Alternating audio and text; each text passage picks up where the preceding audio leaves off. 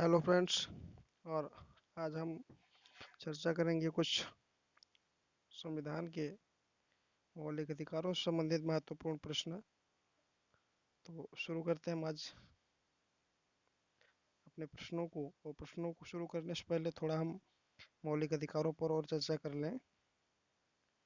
तो हमारे संविधान में मौलिक अधिकार जो हैं वो भाग 3 में दिए गए हैं। हमारे संविधान में मौलिक अधिकारों की चर्चा जो है वो भाग 3 में दिया गया है। और ये अनुच्छेद 12 से लेकर के अनुच्छेद 35 तक दिया गया है। और इसके साथ ही मौलिक अधिकारों की हम चर्चा करें, अगर कुछ इन पर अलग से बात करें तो वो ये होगी कि सर्वप्रथम मौलिक अधिकारों की शुरुआत कहाँ से हुई थी। तो मौलिक अधिकारों की शुरुआत सर्वप्रथम, या मौलिक अधिकारों का उद्भव जो है वो ब्रिटेन से माना जाता है। ब्रिटेन में 1215 ईस्वी में कुछ मौलिक अधिकारों को पारित किया गया था, जिनको हम मैग्ना कार्टा के नाम से जानते हैं। मैग्ना कार्टा के नाम से जानते हैं। तो कुल मिला के विश्व में जितने भी देश हैं, जिन देशों में मौलिक अधिकारों की अ, बात की गई है, तो उन सभी का उद्भव जो है वो कुल मिला करके इसी ब्रिटेन के मैग्ना कार्टा से मानी जाती है। इसके अतिरिक्त और हम अगर चर्चा करें इस पर, तो हमारे देश अर्थात हमारे भारत में या भारतीय संविधान में जो मौलिक अधिकार हैं, ये यूएसए के संविधान से लिए गए हैं, अर्थात अमेरिका के संविधान से लिए गए हैं। हमारे देश में मौलिक अधिकार किस देश के संविधान से लिए गए हैं, तो ये अमेरिका के संविधान से लिए गए हैं।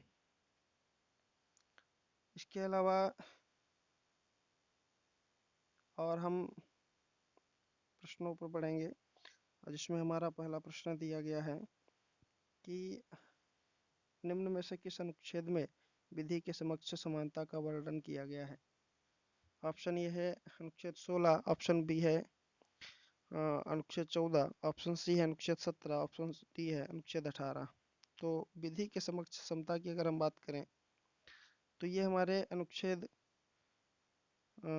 ये अनुच्छेद 14 में दिया गया है। विधि के समक्ष समता की अगर हम बात करेंगे, तो ये अनुच्छेद 14 में दिया गया है, जो कि आप देख रहे हैं कि ऑप्शन नंबर बी में है, जो ऑप्शन नंबर बी में है। और जो भी विकल्प दिए हैं उनको भी एक बार हम डिटेल में देख लें कि अनुच्छेद जो 16 है, जो अनुच्छेद 16 है, ये बात करता है लोक नियोजन में समानता।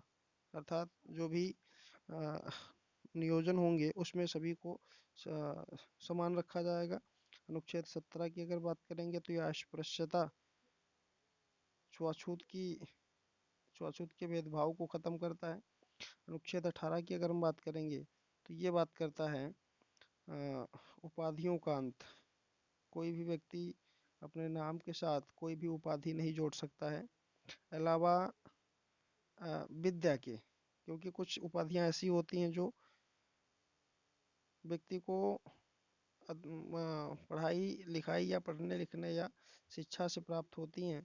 जैसे प्रोफेसर है, एडवोकेट है, तो इन उपाधियों को व्यक्ति धारण कर सकता है। इसके अलावा और किसी भी प्रकार की उपाधि को धारण नहीं किया जा सकता है। तो अब हम बढ़ेंगे अपने अगले प्रश्न पर। और अगला प्रश्न जो है वो हमारा, समता का अधिकार निम्नलिखित में से किन अनुच्छेदों में दिया गया है। अगला प्रश्न हमारा है कि समता का अधिकार निम्नलिखित में से किन अनुच्छेदों में दिया गया है। तो हमारे संविधान में जितने भाग 3 में जितने भी मौलिक अधिकार दिए गए हैं, उसमें एक होता है समता का अधिकार। तो समता का अधिकार जो है वो जो है अनुच्छेद 14 से अनुच्छेद 18 तक दिया गया है। तो आप देख लें कि विकल्प में कहाँ दिख रहा है। 12 से 18 गलत हो गया, ये 13 से 18 ये भी गलत हो गया, और इसके अलावा 14 से 18 जो कि आपके ऑप्शन नंबर सी में दिख रहा है, तो यही इस प्रश्न का जो है सही विकल्प होगा। तो उम्मीद करते हैं कि प्रश्न आप समझ पाए होंगे। और अब हम बढ़ते हैं अपने अगले प्रश्न पर। अगला प्रश्न हमारा 3 नंबर प्रश्न जो है, 3 नंबर हमारा प्रश्न जो है वो ये कह रहा है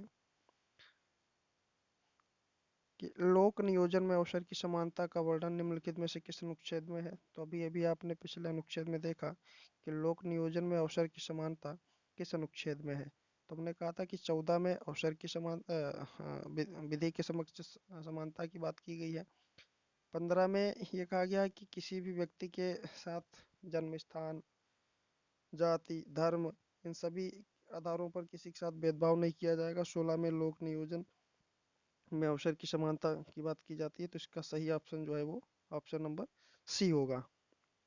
और 17 की बात करेंगे तो भी आपने पिछले में देखा कि ये अस्पृश्यता से संबंधित है, ये अस्पृश्यता से संबंधित अनुच्छेद है।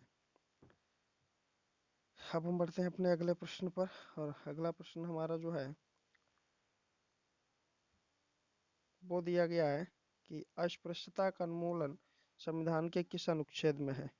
अस्पृश्यता का उन्मूलन संविधान का कौन सा अनुच्छेद करता है। तो कौन सा अनुच्छेद करता है, तो आप देखेंगे अनुच्छेद 15। अभी आपने देखा कि इसमें कहा गया कि किसी भी व्यक्ति के साथ जन्म, धर्म, इन सभी के आधार पर जो भेदभाव नहीं किया जाएगा। 16 लोक नियोजन में समानता की बात करता है। 17 अस्पृश्यता के उन्मूलन की बात करता है। आपने पिछली बार भी दो दो प्रश्नों में इसका लगातार जिक्र हुआ है, तो आप वहां से भी आपको कुछ याद याद होगा। और 18 की अगर हम बात करेंगे तो अनुच्छेद 18 उपाधियों के अंत की बात करता है। अनुच्छेद 18 जो है वो उपाधियों के अंत की बात करता है। तो इस प्रश्न नंबर 4 का जो सही जवाब होगा, प्रश्न नंबर 4 का सही जवाब होगा ऑप्शन नंबर सी। अनुच्छेद 17 जो है वो अस्पृश्यता को खत्म करता है। इसके अलावा अब हमारा जो अगला प्रश्न है वो है निम्नलिखित में से कौन से अनुच्छेद में वाक्य एवं अभिव्यक्ति की स्वतंत्रता है। वाक्य एवं अभिव्यक्ति की स्वतंत्रता का मतलब होता है कि बोलने की आज़ादी। तो अनुच्छेद 16 लोक नियोजन में स्वतंत्रता की बात करता है या समता की बात करता है। अनुच्छेद 17 अस्पृश्यता का उन्मूलन। अनुच्छेद 18 जो है ये बात करता है उपाधियों के अंत की। तो अनुच्छेद 19 जो है वो इसका सही जवाब होगा, जो कि ऑप्शन नंबर डी में दिख रहा है। तो पांचवें प्रश्न का जो सही जवाब होगा वो होगा डी, यानी अनुच्छेद 19। इसके साथ ही अब हम बढ़ेंगे अपने अगले प्रश्न पर। 6 नंबर प्रश्न हमारा है कि निम्नलिखित में से किस अनुच्छेद के अनुसार कोई भी व्यक्ति किसी उपाधि को धारण नहीं कर सकता है। तो आपने अभी देख लिया इस प्रश्न का सही जवाब क्या होगा कि कोई व्यक्ति किसी उपाधि को धारण नहीं करेगा। ये कौन सा अनुच्छेद कहता है, तो ये अनुच्छेद 18। अभी भी आपने देखा कि ये कौन सा अनुच्छेद है, तो अनुच्छेद 18 जो है ये बात करता है कि कोई भी व्यक्ति किसी भी उपाधि को अपने नाम के साथ नहीं जोड़ सकता है। तो उम्मीद करते हैं ये प्रश्न भी आप सीख पाए होंगे। और अब हम बढ़ते हैं जो अपने अगले प्रश्न पर। अगला प्रश्न हमारा है कि किस वाद में सर्वोच्च न्यायालय के द्वारा यह कहा गया कि ध्वज फहराना नागरिकों का मूल अधिकार है। तो इसमें कोई भी विकल्प नहीं दिया है। अ, इस प्रश्न में सीधे से ये वाद याद रखना है कि एक वाद आया था 2004 में, जिस वाद का नाम था भारत संघ बनाम नवीन जिंदल। इस केस में सुप्रीम कोर्ट ने ये डिसीजन दिया था कि कोई भी व्यक्ति कोई भी व्यक्ति जो है वो ध्वजारोहण कर सकता है, अर्थात कोई भी व्यक्ति जो है इस तिरंगे झंडे को फहरा सकता है। तो इसमें तो ऑप्शन दिए ही नहीं थे, तो यही सही है इसका, नवीन जिंदल। बस आपको याद रखना है, नवीन भारत संघ बनाम नवीन जिंदल वाले वाद में जो है 2004 में सुप्रीम कोर्ट ने डिसीजन दिया था कि कोई भी व्यक्ति जो है वो ध्वजारोहण कर सकता है। अब हम अपने अगले प्रश्न पर बढ़ेंगे, और अगला प्रश्न जो है वो हमारा है कि अनुच्छेद 20 का संबंध निम्नलिखित में से किससे है। अनुच्छेद 20 का संबंध निम्नलिखित में से किससे है। तो कुछ दशाओं में गिरफ्तारी से संरक्षण, मानव दुर्व्यापार तथा बलात्संग पर रोक, अपराधों के दोष सिद्धि के संबंध में संरक्षण, और 14 वर्ष से कम आयु वाले बालकों के नियोजन पर प्रतिबंध। तो हम अगर बात करें कि ऑप्शन नंबर डी कि 14 वर्ष से कम आयु वाले बालकों के नियोजन पर प्रतिबंध, तो ये अनुच्छेद 24 बात करता है। ये जो है अनुच्छेद 24 बात करता है। ये अनुच्छेद 24 बात करता है। इसके अलावा अपराधों के दोष सिद्धि के संबंध में संरक्षण, तो यहाँ इस प्रश्न का जो सही जवाब होगा वो यही होगा, ऑप्शन नंबर सी। बाकी मानव दुर्व्यापार तथा बलात्श्रम पर रोक, ये अनुच्छेद 23 बात करता है। कुछ दशाओं में गिरफ्तारी से संरक्षण, ये अनुच्छेद 22 बात करता है। इस प्रश्न का जो जवाब होगा अपराधों के दोष सिद्धि के संबंध में संरक्षण, इसमें कुछ एक्स्ट्रा बातें दी गई हैं, जिनमें कुछ महत्वपूर्ण बातें ये हैं कि जैसे जब आपको कहीं किसी भी मामले में या किसी भी अपराध में गिरफ्तार किया जाता है तो आपको अपने ही विरुद्ध आपको अपने ही विरुद्ध जो है गवाह बनने के लिए बाधित नहीं किया जाएगा। तो इसी प्रकार से अन्य ढेर सारी बातें हैं जो आने वाली क्लासेस में आप लोगों को बिल्कुल क्लियर कर दी जाएंगी। अब हमारा अगला प्रश्न जो है वो प्रश्न नंबर 9 है कि भारतीय संविधान के अनुच्छेद 21 का संबंध किससे है। भारतीय संविधान के अनुच्छेद 21 का संबंध किससे है, तो वाक् एवं अभिव्यक्ति की स्वतंत्रता यह अनुच्छेद 19 होता है। प्राण एवं दैहिक स्वतंत्रता यह अनुच्छेद 21 होता है। तो इस प्रश्न का सही जवाब बी होगा। इसके अलावा बलात्श्रम पर रोक की अगर हम बात करेंगे तो बलात्श्रम पर रोक कौन लगाता है, तो अनुच्छेद 23 लगाता है। और अपराधों के दोष सिद्धि में संरक्षण, अपराधों के दोष सिद्धि में संरक्षण यह अनुच्छेद 20 करता है। तो सभी विकल्पों को आप देख लिए हैं। इस प्रश्न का जो सही जवाब होगा वो होगा प्राण एवं दैहिक स्वतंत्रता अर्थात अनुच्छेद 21 में यही दिया गया है।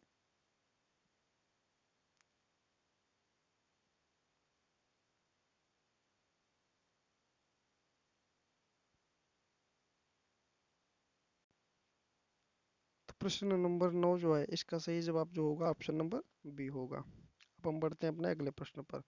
अगला प्रश्न हमारा है कि भारतीय संविधान के किस अनुच्छेद का संबंध शिक्षा के अधिकार से है। तो इसमें चार ऑप्शन दिए हैं। इसमें पूछ रहा है कि शिक्षा के अधिकार से संबंध निम्नलिखित में से किस अनुच्छेद का है। तो आपको सीधे सीधे बता दिया जाए कि जो शिक्षा का अधिकार है वो अनुच्छेद 21 ए में है। शिक्षा का अधिकार अनुच्छेद 21 ए में है। अनुच्छेद 21 में जो है प्राणी एवं दैहिक स्वतंत्रता, अनुच्छेद 20 में आपने देखा भी है, अनुच्छेद 24 भी आप लोग पिछले में भी क्लियर कर चुके हैं। तो अब हम बढ़ेंगे अपने अगले प्रश्न पर। और अगला प्रश्न हमारा है प्रश्न नंबर 11। प्रश्न नंबर 11 क्या कहता है कि निम्नलिखित में से किस संविधान संशोधन के द्वारा 6 से 14 वर्ष के बच्चों की शिक्षा को मूल अधिकार में परिवर्तित किया गया था। क्योंकि जो शिक्षा का अधिकार था ये संविधान की शुरुआत में शिक्षा जो 6 से 14 वर्ष की बालकों की जो शिक्षा थी ये नीति निर्देशक तत्व तो हुआ करता था। लेकिन इसमें एक संविधान संशोधन हुआ था और उस संविधान संशोधन के जरिए शिक्षा 6 से 14 वर्ष के बच्चों की जो शिक्षा है इसको मूल अधिकार में परिवर्तित कर दिया गया था, जो अनुच्छेद 21 ए में दर्शाया गया है। तो वो संविधान संशोधन आपसे पूछ रहा है। तो 42वां संविधान संशोधन ये गलत है, 44वां संविधान संशोधन इस प्रश्न के लिए गलत है, 52वां संविधान संशोधन ये भी गलत है, 86वां संविधान संशोधन 2002 इस प्रश्न का बिल्कुल सही जवाब होगा। और अगर हम बात करें कि 52वां संविधान संशोधन ये किस लिए हुआ था 1985 में, तो इसके द्वारा जो है दल बदल के आधार पर जो है अनुसूची नंबर 10 जोड़ी गई थी। जो हमारी टोटल अनुसूचियाँ 12 है उसमें अनुसूची नंबर 2 इसी संविधान संशोधन के जरिए जोड़ी गई थी। और अनुच्छेद सॉरी जो 44वां संविधान संशोधन है, इस संविधान संशोधन के जरिए संपत्ति के अधिकार को अनुच्छेद 31 से हटाया गया था और इसको अनुच्छेद 300 क में डाल दिया गया था। और 42वें संविधान संशोधन की अगर हम बात करेंगे तो ये बहुत बड़ा संविधान संशोधन है, इसको मिनी कॉन्स्टिट्यूशन भी कहा जाता है। तो इसके द्वारा हम बहुत सारे संविधान संशोधन किए गए थे, जो किसी दिन संविधान संशोधन के ऊपर ही आप लोगों को सारी चीज़ें बताई जाएंगी तो वहाँ पर क्लियर करा दिया जाएगा। तो इस प्रश्न का सही जवाब जो होगा वो 86वां संविधान संशोधन 2002 होगा, अर्थात ऑप्शन नंबर सी इस प्रश्न का बिल्कुल सही जवाब है। अब हम बढ़ते हैं अपने अगले प्रश्न पर। और अगला प्रश्न प्रश्न संख्या 12, जिसमें लिखा गया है कि अनुच्छेद 19 में वर्णित स्वतंत्रता निम्नलिखित में से किसको प्राप्त है। अनुच्छेद 19 में जो स्वतंत्रता, जो वाक एवं अभिव्यक्ति की स्वतंत्रता है, ये किसको किसको प्राप्त है, ये आपसे पूछ रहा है। तो पहला भारत के निवासियों को, दूसरा भारत में जन्मे नागरिकों को, तीसरा केवल भारतीयों को और चौथा उपयुक्त में सभी को। तो इसमें भारत के निवासियों को, तो इसमें हम अगर देखेंगे तो भारत में भारत के नागरिक भी आएंगे, कुछ विदेशी भी आएंगे, तो इसलिए ये गलत हो जाएगा, क्योंकि अनुच्छेद 19 जो है वो सिर्फ भारतीय नागरिकों को प्राप्त है। ये बात को आप ध्यान रखेंगे। और भारत में जन्मे नागरिक, अब भारत में जन्मे नागरिक का मतलब है कि सिर्फ वह नागरिक जो भारत में जन्मे हैं। तो क्या ऐसा कोई व्यक्ति जो भारत का, जिसके माता पिता भारत के नागरिक थे, वर्तमान समय में है और उसका जन्म विदेश में हुआ, तो क्या वो भारत का नागरिक नहीं होगा? तो ये भी गलत हो जाएगा। तो हम क्या देखेंगे कि केवल भारतीय नागरिकों को, इसमें जो ऑप्शन नंबर सी है ये बिल्कुल सही होगा कि अनुच्छेद 19 में जो वर्णित स्वतंत्रता है ये सिर्फ और सिर्फ भारतीय नागरिकों को प्राप्त है। इसके अलावा ये स्वतंत्रता किसी को भी प्राप्त नहीं है। अगला प्रश्न हमारा है, अगला प्रश्न हमारा है कि भारतीय संविधान के अंतर्गत मूल अधिकारों का संरक्षक कौन है। जो भी हमारे मूल अधिकार दिए गए हैं, मूल अधिकार जो 12 से लेकर के अनुच्छेद 35 तक दिए गए हैं, इन अनुच्छेदों में किसी भी प्रकार की कटौती अगर संसद के द्वारा की जाती है, तो इसका रक्षक कौन होगा या इसका संरक्षक कौन होगा, वो आपसे पूछ रहा है। तो मूल अधिकारों का संरक्षक संसद होगी, तो संसद नहीं होगी, राष्ट्रपति भी नहीं होगा, मंत्रिमंडल भी नहीं होगा। इसका सही जवाब जो होगा वो न्यायपालिका होगा। अर्थात अ, जो भी न्यायपालिका के अंतर्गत सुप्रीम कोर्ट हो, हाई कोर्ट हो, ये सभी जो है हमारे मूल अधिकारों के संरक्षक के रूप में जाने जाते हैं। अब अगला प्रश्न हमारा है, अगला प्रश्न संख्या जो 14 है, यह है कि धार्मिक स्वतंत्रता का अधिकार। प्रश्न संख्या 14 कह रहा है कि धार्मिक स्वतंत्रता का अधिकार भारतीय संविधान के किस अनुच्छेद में दिया गया है। धार्मिक स्वतंत्रता का अधिकार पूछ रहा है कि भारतीय संविधान में किस अनुच्छेद में दिया गया है। तो हम आपको बता दें कि धार्मिक स्वतंत्रता जो है वो कुल मिलाकर के कहाँ से कहाँ तक दी गई है। तो अनुच्छेद 25 से लेकर के अनुच्छेद 28 तक धार्मिक स्वतंत्रता या धर्म की स्वतंत्रता के बारे में बात करता है, जिसमें स्पेशली आपसे ये पूछ रहा है कि धार्मिक स्वतंत्रता का अधिकार किस अनुच्छेद में है। तो इसमें चार ऑप्शन है। तो अनुच्छेद 20, आपने देखा कि इसमें धार्मिक स्वतंत्रता नहीं है। इसका जो सही जवाब होगा वो ऑप्शन नंबर सी होगा। इस प्रश्न का जो सही जवाब होगा वो ऑप्शन नंबर सी होगा, अर्थात अनुच्छेद 25। चूंकि अनुच्छेद 28 भी इससे संबंधित है, लेकिन अनुच्छेद 28 में धार्मिक स्वतंत्रता की बात नहीं की गई, अन्य प्रावधान है जो कि हम बाद में डिस्कस करेंगे। और इस प्रश्न का जो सही जवाब होगा अनुच्छेद सी होगा। अब हम बढ़ेंगे अपने अगले प्रश्न पर। और अगला प्रश्न जो हमारा है, यही शायद लास्ट प्रश्न है। भारतीय संविधान के किस अनुच्छेद में संवैधानिक उपाचारों का अधिकार है। संवैधानिक उपाचार आपसे पूछे जा रहे हैं कि भारतीय संविधान के किस अनुच्छेद में है। तो अनुच्छेद 30 ये अल्पसंख्यकों से संबंधित है। अनुच्छेद 31 जो है ये अभी आपने देखा कि 44वें संविधान संशोधन के द्वारा हटा दिया गया था। और उसके बाद अनुच्छेद 32 यही जो है हमारे संवैधानिक उपाचारों के अधिकार से संबंधित है। तो इस प्रश्न का जो सही जवाब होगा वो ऑप्शन नंबर सी होगा। ये अनुच्छेद 32 जो है इसमें 5 प्रकार की रिट्स का वर्णन है। 5 प्रकार की रिट्स जो है रिट का वर्णन है। और इसी अनुच्छेद 32 को ही डॉक्टर भीमराव अम्बेडकर ने संविधान की आत्मा के रूप में माना है। तो आज कुल मिला के 15 प्रश्न थे और 15 प्रश्न हमने देख लिए कि किन प्रश्नों का क्या जवाब होगा। इसके अलावा इसकी थियरी भी, मतलब कंटेंट इसका तैयार है। अगले दिन उस थियरी पर भी हम चर्चा करेंगे, जिसमें हाँ प्रयास करेंगे कि 2-3-4 दिन में जो है आपका मौलिक अधिकार से बनने वाला जो भी प्रश्न है उसको खत्म कर दिया जाए।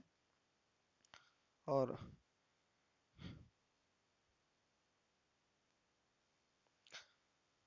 इसी प्रश्न के साथ हम आज की क्लास को ख़त्म करेंगे।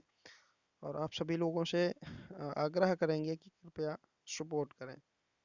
और जो भी चीज़ें समझ नहीं समझने में या समझ तो खैर आ रही होंगी। जो भी डाउट्स बन रहे हैं कृपया उनको कमेंट के माध्यम से पूछें, उनका प्रॉपर उत्तर दिया जाएगा।